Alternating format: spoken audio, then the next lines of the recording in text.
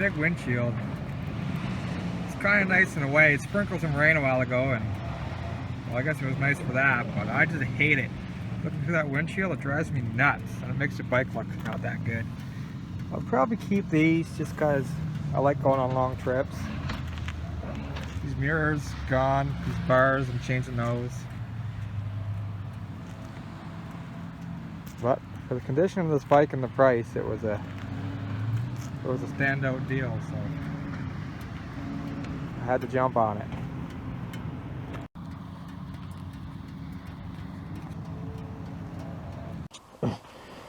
Well, this garage is a disaster. What I should really do is take a day to clean up the garage instead of working on projects, but not today.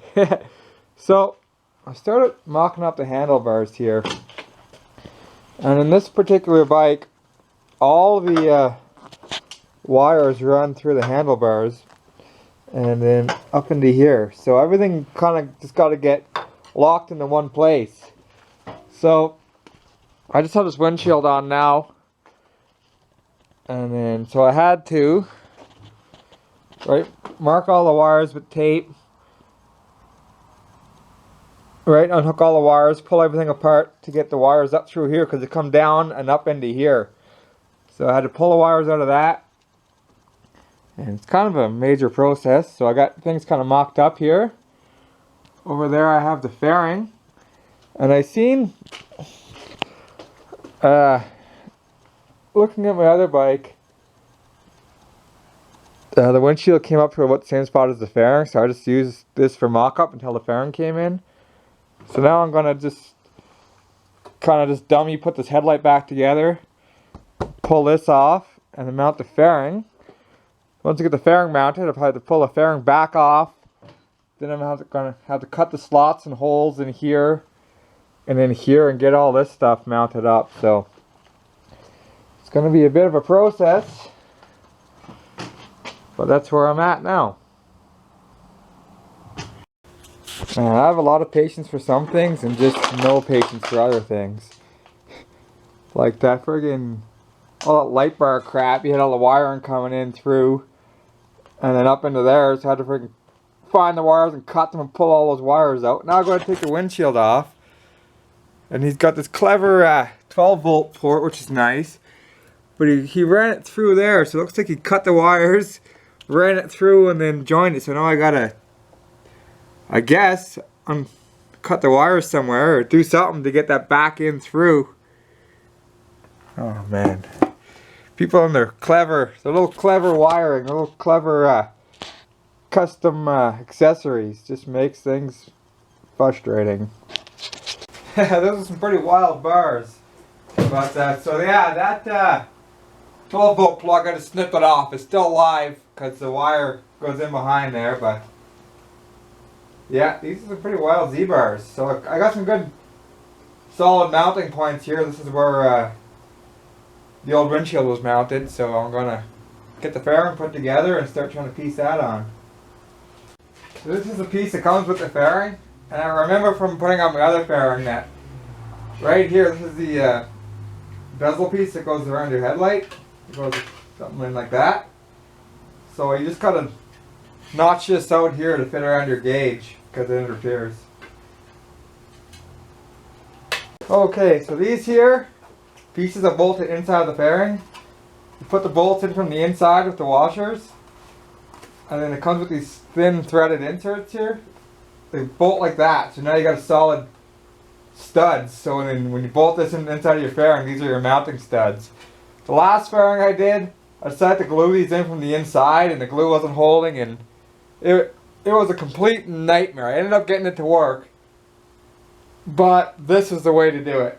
I tried to reinvent the wheel last time, and it worked out, but it was a hassle. Alright, as you can see, it's got chain grips holding it, and then I got lots of cardboard shims.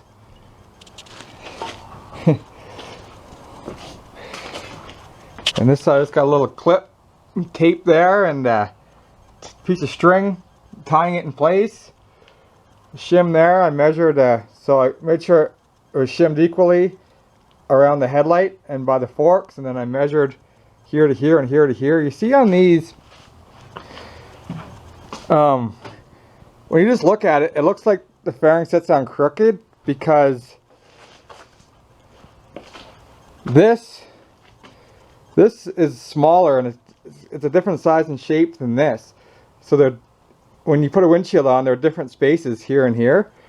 So it's very deceiving. So I had a nice little electric welder here that I had for the longest time, but it wasn't mine, it was Haley's. So when he bought his acreage, he took it with him. So now it's getting probably too late in the evening to fire up my big diesel welder outside. So unfortunately, that might be it for the night. But yes, so it's starting to come together. Starting to come together real nice, actually. So, because of the way those Z-bars, they're kind of made to be tilted forward. They could actually stand to be tipped a bit more. But the fairing, the shape of the fairing needs to be tipped back. So I was wondering if they were going to interfere. So now I just got a little thin shim. So I got it as close as I can, but trying to make sure to leave a bit of room so when I put a windshield in behind there, it's going to fit. So, I think it's all going to work. It's, yeah. Frig, yeah, I'm getting excited about this now. So the morning after, I was saying that I wanted to have a nice little welder for my garage. I was on Facebook Marketplace and this popped up for, he was asking $150 and I went out there and grabbed it for $120. Comes in a nice cart. I thought it was an AC/DC when I went and bought it, and when I got it home I kind of realized that it was just an AC, but that's okay. It costs you more than 120 bucks just to build a cart and wheels these days, so still a good deal. There, you can see how I did it. I spun the bracket around backwards that the windshield was on. Then I bolted a little piece of flat bar to it. And I got the two little round bars going over. And then the mounting spot behind, I just bolted a piece of flat bar to it.